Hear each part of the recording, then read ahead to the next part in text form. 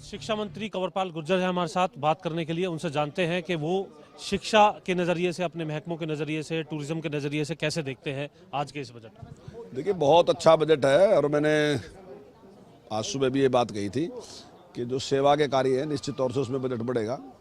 उसमें एजुकेशन और health main है और दोनों में माननीय मुख्यमंत्री जी ने बढ़ा के दिया। हमारे एजुकेशन में तो 17.9% उन्होंने बढ़ा के दिया, जबकि पिछली बार भी काफ़ी बढ़ाया था, 11% से 15 किया था, अब की बार और बढ़ा दिया। काफ़ी बता रहे हैं लेकिन शिक्षा के लिए नहीं, पर्याप्त है। देखिए, इतना बजट बढ़ना अपने आप में मैंने रखा है, अच्छा बजट बढ़ा दिया।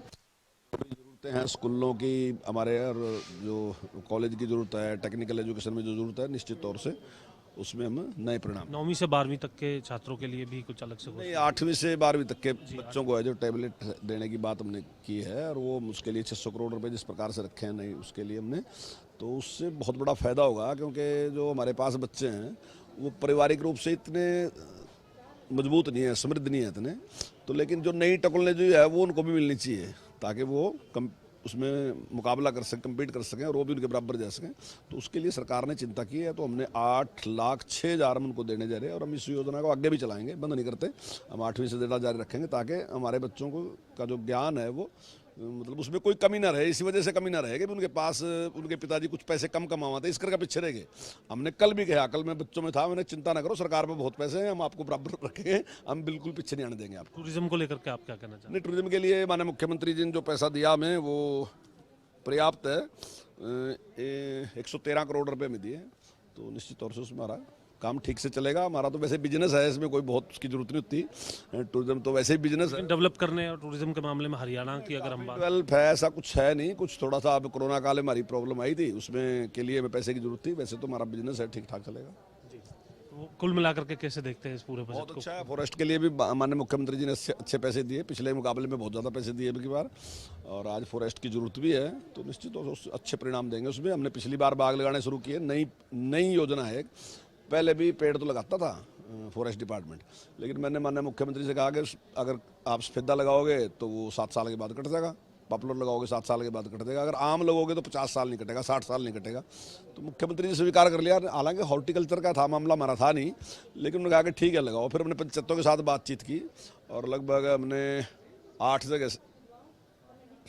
जगह हमने बाग लगाए। कहीं कोई 25 का है, कहीं 40 एकड़ का है, और एक ग्वालड़ा जो है वहाँ तो उन्होंने 500 एकड़ ज़मीन हमारे से दी, और वहाँ जिस प्रकार से हमने किया। और अभी भूना कैथल में वहाँ उन्होंने दी थी वो, लेकिन अब अभी ज़मीन मिली नहीं हमें, कुछ ऐसी प्रॉब्लम आई थी। काफ़ी अच्छी ज़मीन है, तो अब पंचायत में उससे पंचायत की भी आमदनी बनी, पंचायत को भी लाभ होगा और समाज को भी लाभ होगा।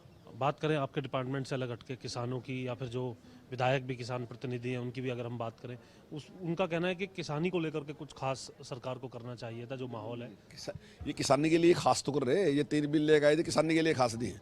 इनकी समझ में नहीं रहा ना, अगर हम 720 करोड़ रुपए का नुकसान उठाने लग रहे हैं मार्केट फीस का, तो किसान के लिए कुछ करने के लिए कर रहा है, ऐसा कौन करेगा नुकसान? तो इसीलिए वो बातें वही है, एमएसपी पर कोई गारंटी मिल जाए, ये मिल जाए। नहीं, वो गारंटी तो है, हम गारंटी तो दे रहे हैं जी। अब ऐसे ही नहीं सकता। देखिए, ये बिल्कुल अनप्रैक्टिकल बात है कि ये कहते हैं कि बिल लेके आओ एमएसपी पे।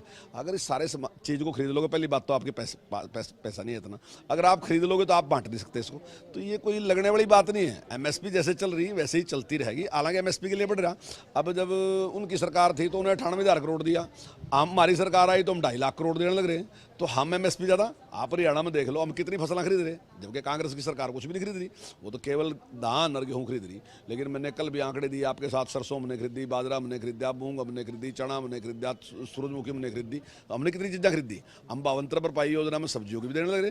पहले आप रोज़ सुनते थे कि फलानी जगह लोगों ने टमाटर सड़क पर फेंक दिए, आलू सड़क पर फेंक दिए, अब भी देखिए आपने कहीं, अब पिछले 5 साल में तो नहीं आपने सुना होगा आलू सड़क पे फेंक दिए या टमाटर सड़क पे फेंक दिए। हमने कहा बेच के आओ, अगर जो गैप है तो पैसे हमारे से ले लो, अगर सस्ता हो जाएगा तो पैसे हमारे से ले लो, ज़्यादा हो तो अपने बेचो ठाट से।